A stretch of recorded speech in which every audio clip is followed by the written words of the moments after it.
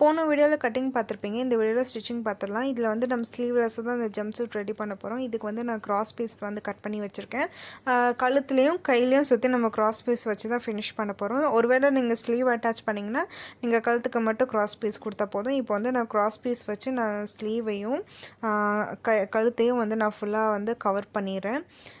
இந்த மாதிரி வந்து மிச்சம் வேஸ்ட்டாக நீங்கள் வச்சுருக்க ட்ரெஸ்ஸஸாக இருக்கட்டும், இல்லை வேறு ஏதாச்சும் மெட்டீரியல்ஸாக இருக்கட்டும், உங்கள் வீட்டு லட்டு குட்டீஸ்க்கு வந்து அது ஒரு நல்ல ட்ரெஸ்ஸை ரெடி பண்ணி கொடுக்கும்போது நீங்கள் போடாமல் வச்சு அது இத்து போய் வேஸ்ட் ஆகிறதுக்கு உங்கள் லட்டு குட்டீஸ் அதை போட்டு அவங்கள அந்த ட்ரெஸ்ஸில் நீங்கள் பார்க்கும்போது அது ஒரு தனிப்பட்ட சந்தோஷம் கிடைக்கும். ப்ளஸ் இன்னொரு சந்தோஷம் என்ன கிடைக்கும்னா, நம்ம கையால் தைச்ச ட்ரெஸ்ஸை நம்ம குழந்தைங்க போட்டு அவங்க அதில் ஹாப்பியாக வராங்கன்னா அது நம்மளுக்கு எவ்வளோ ஹாப்பியாக இருக்கும். எல்லா ஸ்ட்ரெஸ்ஸும் அந்த ஒரு செகண்ட் நம்ம கண்ணை விட்டு போயிடும். அதனால் இப்போ வந்து நான் பேக் சைடு கொடுத்துட்டேன். அதே மாதிரி நான் பண்ண போகிறேன்னா ஃப்ரண்ட் சைடும் கொடுத்துட்டேன். அதையும் நான் கொடுத்து எடுத்துகிட்டு ஃப்ரண்ட்டில் வந்து ஓப்பன் கொடுக்கல, பேக்கில் மட்டும்தான் நான் லைட்டாக ஒரு ஸ்லிட் மாதிரி ஓப்பன் கொடுத்துருந்தேன். அந்த ஓப்பன் நான் எதனால் கொடுத்தேன்னா, ஆல்ரெடி அந்த குர்த்தியில் ஓப்பன் இருந்துச்சு. ஸோ அதோட சேர்த்து நம்ம கழுத்து வெட்டினனால அந்த ஓப்பன் வந்து ஆட்டோமேட்டிக்காக எனக்கு வந்துருச்சு. அந்த இடத்துல ஒரு பட்டன் மட்டும் வச்சுட்டா அது முடிஞ்சிச்சு. வேணுங்கிறப்ப அந்த தலை வந்து நுழையாதுல. ஏன்னா நம்ம வந்து வித்து வந்து கம்மியாக தான் வச்சுருக்கோம் குழந்தைங்களுக்கு.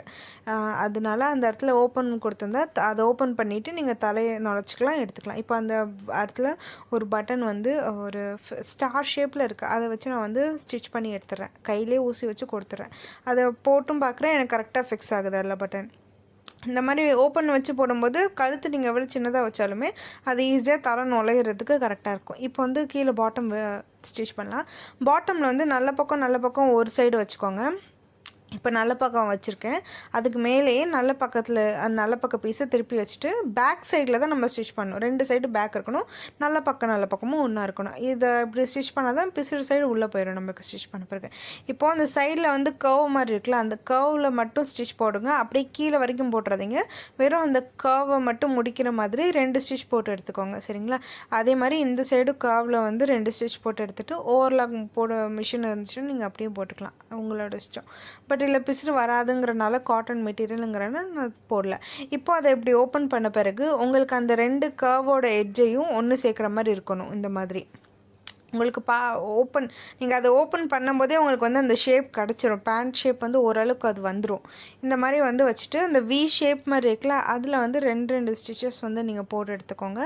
ஓவர்லாக் மிஷின் தான் ஓவர்லாக்கும் போட்டு எடுத்துக்கோங்க, சரிங்களா? அந்த 2 கர்வ் ஸ்டிச் பண்ணோம்ல, அது 2 கர்வ் ஒன்றா இருக்கிற மாதிரி வச்சு ஸ்டிச் பண்ண பிறகு நம்மளுக்கு வந்து ட்ரௌசர் பேண்ட் கிடச்சிச்சு. இதுலேயே 2 இன்ச்சுக்கு நீங்கள் மார்ஜின் மேலே வந்து பெல்ட்டுக்கு கொடுத்துருந்தீங்கன்னா ட்ரௌசர் ரெடி ஆயிரும். அதுக்கான ஒரு வீடியோவும் நான் அடுத்து போடுறேன், எப்படி ட்ரௌசர் வந்து ஸ்டிச் பண்ணணும் அப்படிங்கிறது. இப்போ வந்து அதோட சுற்றளவு பார்த்துக்கிறேன். அதே மாதிரி மேலே இருக்குது பார்த்தீங்களா, அந்த பீஸோட சுற்றளவு பார்த்துக்கிறேன். இந்த சுற்றளவுக்கு ஏற்ற மாதிரி தான் மேலே வந்து நம்ம வந்து வச்சு தைக்க போகிறோம். அதுக்கு என்ன பண்ணுறேன்னா, அந்த சுற்றளவை மார்க் பண்ணிக்கிறேன். அந்த மார்க் பண்ணிவிட்டு 2 சைட்லேயும் வந்து நான் ஸ்டிச் போட்டுட்டு அதுக்கப்புறம் இந்த பீஸை வந்து டாப் பீஸை வந்து அந்த பேண்ட் பீஸ்க்குள்ளே நான் இன்சர்ட் பண்ணுறேன். அதாவது கெட்ட பக்கம் வந்து நம்மளை பார்த்த மாதிரி இருக்கணும். இப்போது அதில் உள்ள நல்ல பக்கம், அந்த பேண்ட் பீஸோட நல்ல பக்கமும் இந்த டாப் பீஸோட நல்ல பக்கமும் ஒன்றா இருக்கிற மாதிரி பார்த்துக்கோங்க. அதே மாதிரி அந்த டாப்பில் வந்து சென்டரை வந்து கட் பண்ணிக்கோங்க. அந்த சென்டரும் பேண்ட்டோட சென்டரும் அந்த 4 சைடு நம்ம சென்டர் கட் பண்ணணும்.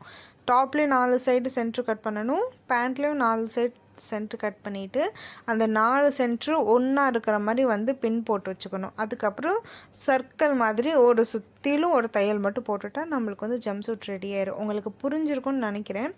இந்த மாதிரி இருக்கும். அதாவது டாப்பில் 2 சென்டர் நாச் பண்ணணும். அதுக்கப்புறம் பேண்ட்லேயும் சென்டர் நாச் பண்ணிவிட்டு ஸோ அது 2யும் ஒன்றா இருக்கிற மாதிரி வச்சுட்டு சுற்றிலும் இந்த மாதிரி சர்க்கலாக வந்து ஸ்டிச் போட்டு எடுத்துருங்க.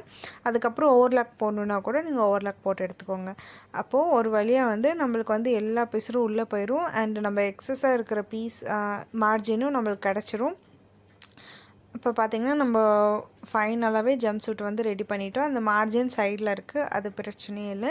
இப்போது நான் ஃப்ரண்ட்டில் வந்து அதை பரட்டி காட்டுறேன். அந்த ஜம்ப் சூட் வந்து பார்க்க எப்படி இருக்குன்னு. என் பாப்பா வந்து அதை வியர் பண்ணால் அதோட பிக் வந்து எனக்கு வந்து லாங் பிக்கில் தான் இருக்குது. அதனால நான் வந்து அதை அட்டாச் பண்ணல. பட் நான் முடிஞ்ச அந்த பிக் வந்து நான் அட்டாச் பண்ணுறேன். என் பாப்பா வந்து அதை போட்ட பிறகு எப்படி இருந்தானு, சரிங்களா? நீங்களும் உங்கள் வீட்டில் லட்டு குட்டீஸ்க்கு இந்த மாதிரி ட்ரை